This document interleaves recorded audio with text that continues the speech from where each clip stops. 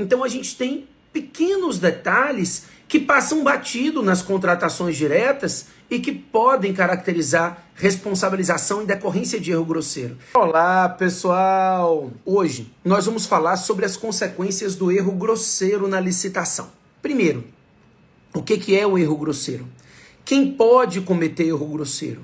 O que o erro grosseiro vai ensejar no procedimento licitatório? O erro grosseiro é o grande vilão da história das licitações. Por quê? O conceito de erro grosseiro é um conceito jurídico indeterminado.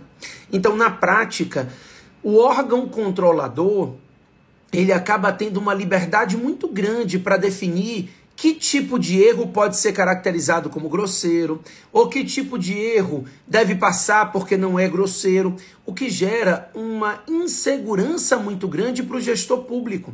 A insegurança decorre do fato de que qualquer problema que aconteça no processo licitatório pode acabar no entendimento daquele órgão de controle, daquele conselheiro, daquele ministro, considerar que é caracterizado como um erro grosseiro.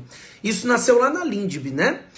O artigo 28 da LINDB, ele estabelece, Lei de Introdução às Normas do Direito Brasileiro, esse artigo 28 estabelece que o agente público responde por atos e opiniões em caso de dolo e em caso de erro grosseiro.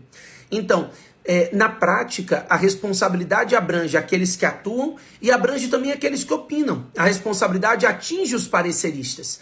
Esse artigo gerou um alvoroço na AGU, inclusive, e na Procuradoria, porque, como órgãos consultivos, nós nos sentíamos mais seguros, sem essa previsão expressa de responsabilidade por opinião, também em caso de dolo ou erro grosseiro. A responsabilidade por dolo é indiscutível. A má-fé, o dolo, a intenção de lesar e causar um prejuízo devem ensejar responsabilização.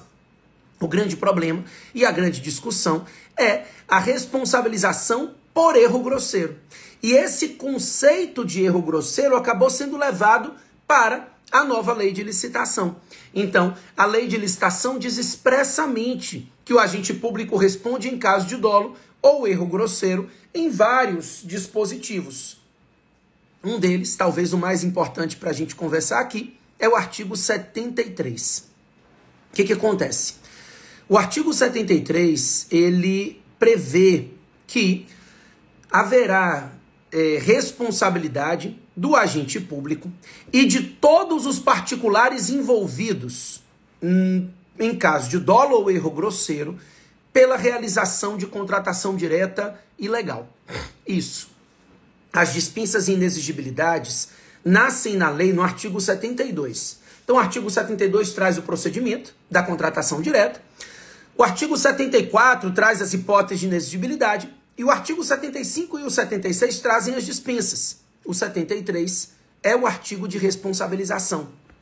Ele fala da responsabilidade do agente público, do particular, em caso de dolo ou em caso de erro grosseiro, tá? O que acontece? A gente tem algumas decisões do Tribunal de Contas considerando o erro grosseiro. Por exemplo, a teste de execução de serviço de engenharia somente com base em medição realizada pela própria empresa contratada, sem a verificação do fiscal. Isso é considerado um erro grosseiro. Uma atuação e autorização de pagamento sem que tenha sido feita a liquidação da despesa é considerado um erro grosseiro. Então a gente tem decisões do TCU pegando os equívocos e problemas da administração pública e trazendo como erro grosseiro. Muitas vezes, pessoal, vocês fazem contratações por dispensa e inexigibilidade porque você está diante de praxe que vocês fazem e que são erros, tá? Então, assim, quantas milhões de vezes você faz dispensa de licitação fazendo uma pesquisa com 3 fornecedores, aí o seu fornecedor traz a proposta dele mais 2, né? Hipoteticamente falando. Aí você faz esse preço médio e já contrata com seu próprio fornecedor. Na nova lei de licitação, nada disso é permitido. E isso vai caracterizar erro grosseiro. Qual é o erro mais comum que a gente tem nas dispensas hoje? Fracionamento da despesa. a gente vê que uma secretaria pediu para comprar cadeira, você comprou cadeira, daí passa 3, 4 meses, outra secretaria vem e pede cadeira de novo.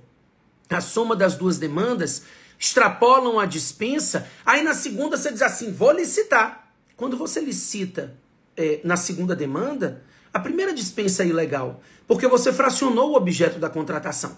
Ah, mas não me dá problema isso não? Não dá hoje.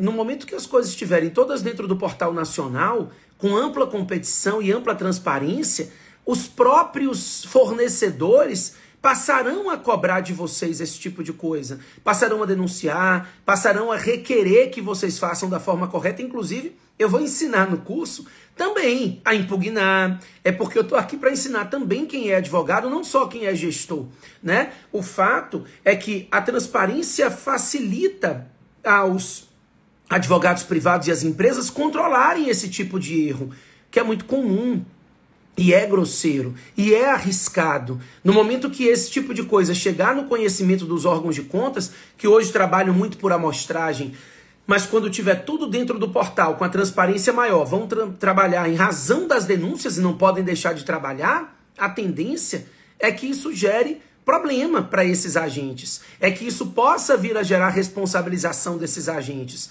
Então, tem que se tomar muito cuidado.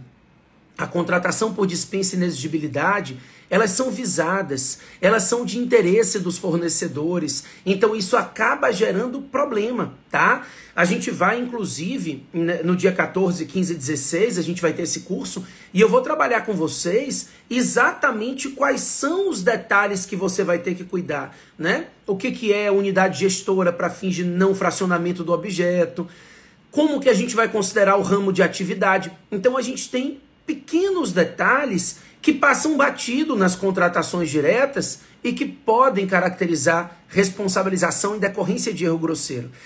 Valeu, pessoal!